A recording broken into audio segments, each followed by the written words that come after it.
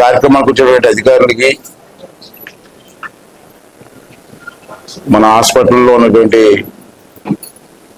Technicians కానీ, doctors కానీ, nurse అందరికి కూడా, ప్రెస్ వారికి, అలా ఆర్డీఓ గారు, ఎంఆర్ఓ గారు, కమిషనర్ గారు వచ్చారు, వారికి కూడా, అలాగే హాస్పిటల్ కమిటీ మెంబర్స్ కూడా వచ్చారు, వాళ్ళందరికీ కూడా నమస్కారం తెలియజేస్తానండి.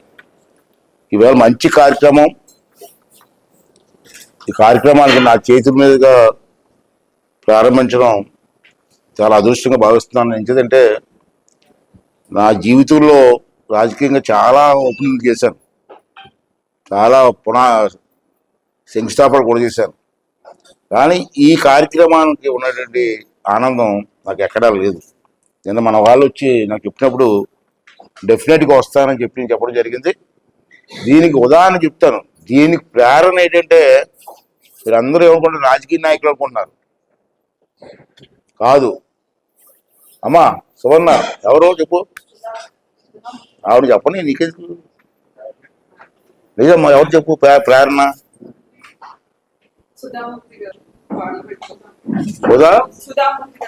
సుధామూర్తి గారు, ఇన్ఫోసిస్ నారాయణమూర్తి గారు మిస్సెస్. ఇన్ఫోసిస్ కంపెనీ ఉంది కదా, ఇన్ఫోసిస్ నారాయణమూర్తి గారు మిస్సెస్ సుధామూర్తి గారు. ఆమె ఎవరంటే ఎంపీ, రాజ్యసభ ఎంపీ. ఆవిడ రాజ్యసభలో ప్రమాణ స్వీకారం చేసిన తర్వాత మొట్టమొదటి స్పీచ్ ఇచ్చింది ఆవిడ. యాజ్ ఎ రాజ్యసభ మెంబర్గా మొట్టమొదటి స్పీచ్ ఏమి ఇచ్చిందంటే దీని గురించి ఇచ్చింది. భారతదేశంలో ఇటువంటి వైరస్ ఉంది, చాలామంది క్యాన్సర్ చనిపోతున్నారు, ప్రభుత్వం పట్టించుకోవట్లేదు, ప్రభుత్వం ఇన్వాల్వ్ అవ్వాలా, దీని కాస్ట్ చాలా ఎక్కువగా ఉంది, బయట కొనాలంటే 10,000 రూపాయలు, 6,000, 7,000, 10,000 కూడా మార్కెట్లో ఉంది. అంటే సామాన్యులు వాడే పరిస్థితి లేదు.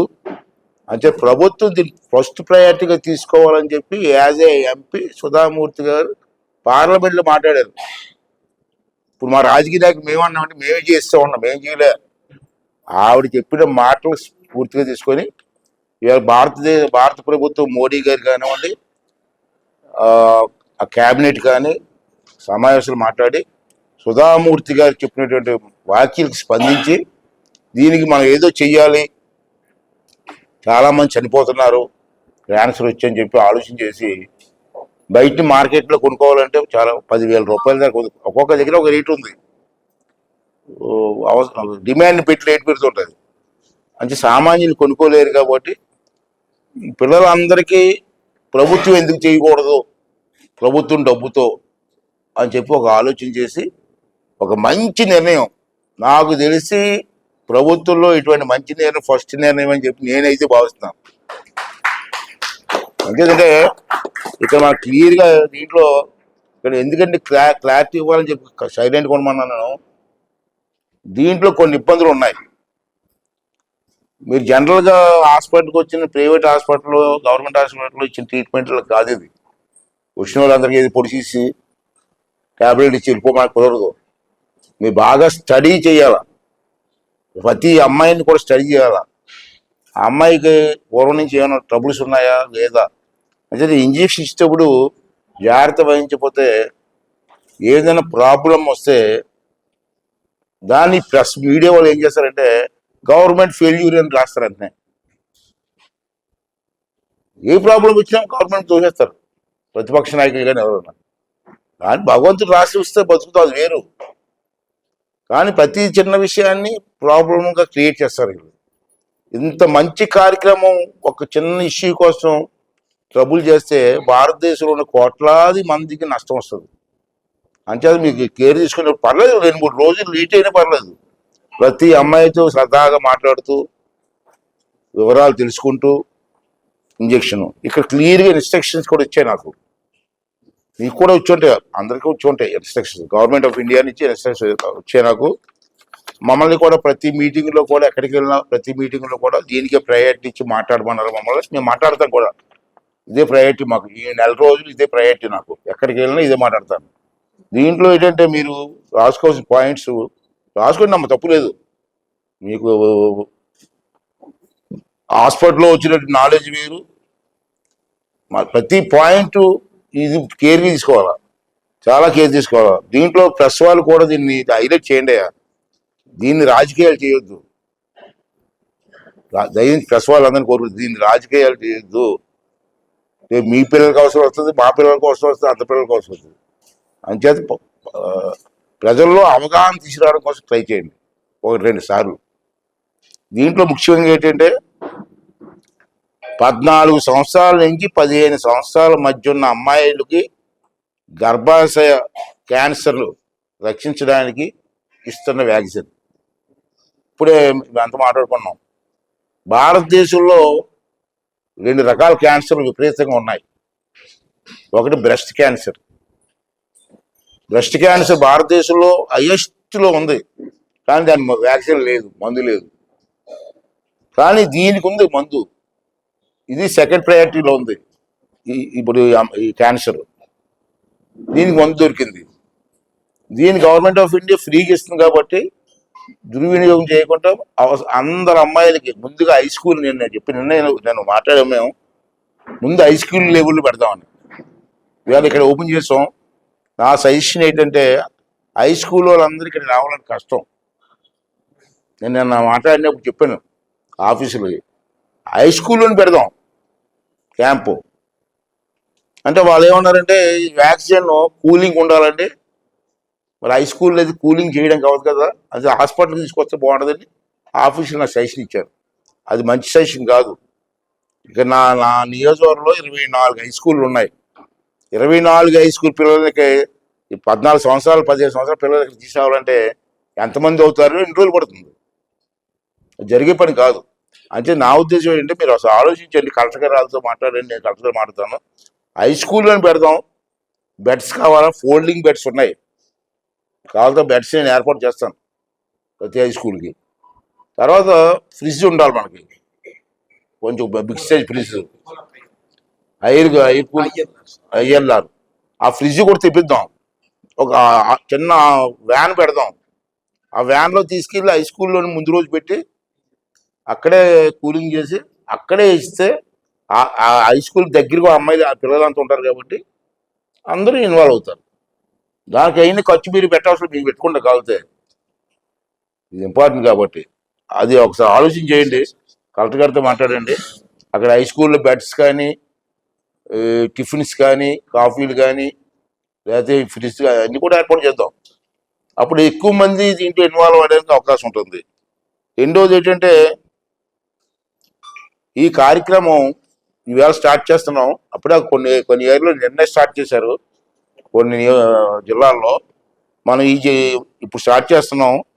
ఇది 3 మాసాల వరకు చేయమని చెప్పి గవర్నమెంట్ ఆఫ్ ఇండియా ఇన్స్ట్రక్షన్స్. మనం 3 మాసాల వరకు ఈ కార్యక్రమం చేసుకోవచ్చు. ఒక్కొక్క నియోజకవర్గంలో 20 నుంచి 24 హై స్కూల్ ఉన్నాయి, ఈజీగా చేయొచ్చు.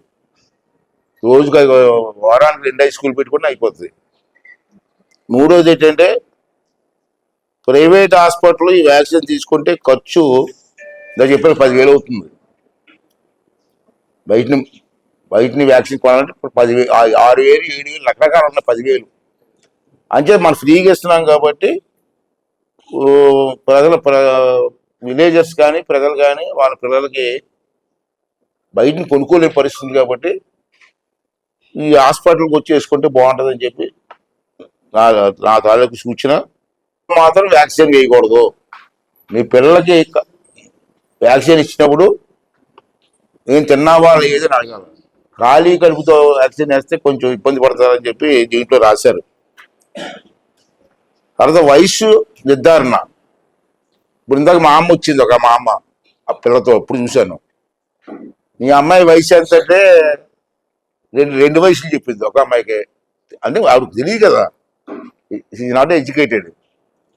అప్పుడు ఏం చేయాలంటే పల్లెటూరులో మీ అమ్మాయి వయసు అంటే 13 అంటారు, లేదా 16 అంటారు. అది వద్దు. కంపల్సరిగా ఆధార్ కార్డు ఉండాలి.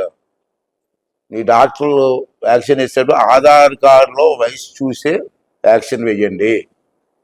ఆ పిల్లల్ని అడిగి అమ్మ మీ వయసు ఎంత, మీ అమ్మాయి వయసు ఎంత, అది ఇది చెప్తారు. తర్వాత ఏం పొరపాటు అయితే మీరు బలి అయిపోతారు. వ్యాక్సిన్ వేసిన వాళ్ళందరికీ కూడా సర్టిఫికేట్ ఉన్నారమ్మా. నేను కూడా అడిగాను నిన్న, ఎందుకు సర్టిఫికేట్ ఎందుకని. మళ్ళీ ఈ అమ్మాయి రెండో వ్యాక్సిన్ చేయించుకుంటారు భయం. వ్యాక్సిన్ వేసిన తర్వాత 30 నిమిషాల సేపు పరిచయంలో ఉంచాలి. ఇది కూడా మెయిన్ అమ్మా, చిన్నపిల్లలు కాబట్టి ఇది కూడా మంచి పాయింట్ అండి. చూడండి ఒకసారి, అంటే మీరు ట్రైనింగ్ క్యాంపుల్లో ఇది ఒకటి చెప్పాలి. ఇక్కడ క్లియర్ రాశారు, గతంలో ఏదైనా హెచ్పివి వ్యాక్సిన్ తీసుకున్న వారు, గర్భంతో ఉన్నవారు, అంటే తీసుకున్న వారికి మళ్ళీ వేయకూడదు, గర్భంతో ఉన్నవారు తీసుకోకూడదు, వయసు పరిమితి లేనివారు అంటే 14 అనుకున్నాం కదా, ఆ పరిమితి లేని వారికి కూడా వ్యాక్సిన్ వేయకూడదని క్లియర్గా రిస్ట్రిక్షన్స్ ఉన్నాయి.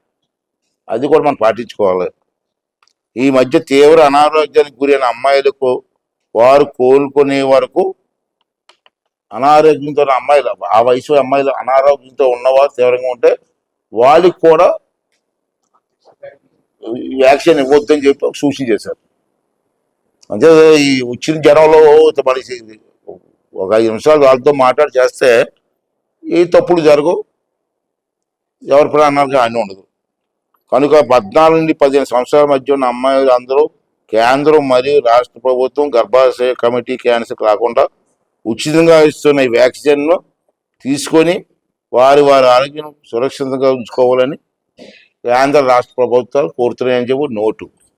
ఇదమ్మా, దయచేసి మెడికల్ ఆఫీసర్లు అందరూ కూడా ఇది మంచి అవకాశం, మనకి ఇటువంటి సేవ చేసుకునే అదృష్టం కూడా రావాలి.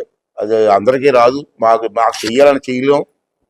మీ అది ఓన్లీ మెడికల్ సైడ్ ఉందా, మీ ఉద్యోగస్తులకి అవకాశం ఉంది, దాన్ని ఉపయోగించుకొని కార్యక్రమం విజయం చేరుకోకున్నాను. ముగించే ముందు మరొకసారి సుధామూర్తి గారికి ఈ ప్రపోజల్ గవర్నమెంట్ దృష్టిలో పెట్టి తీసుకొచ్చి ఇంత పెద్ద కార్యక్రమానికి పునాది వేసినట్టు సుధామూర్తి గారికి మనస్ఫూర్తిగా ఆంధ్రప్రదేశ్ స్పీకర్గా ఆమెకు మనస్ఫూర్తిగా నమస్కారం చేస్తూ ధన్యవాదాలు తెలుసుకుంటున్నాను.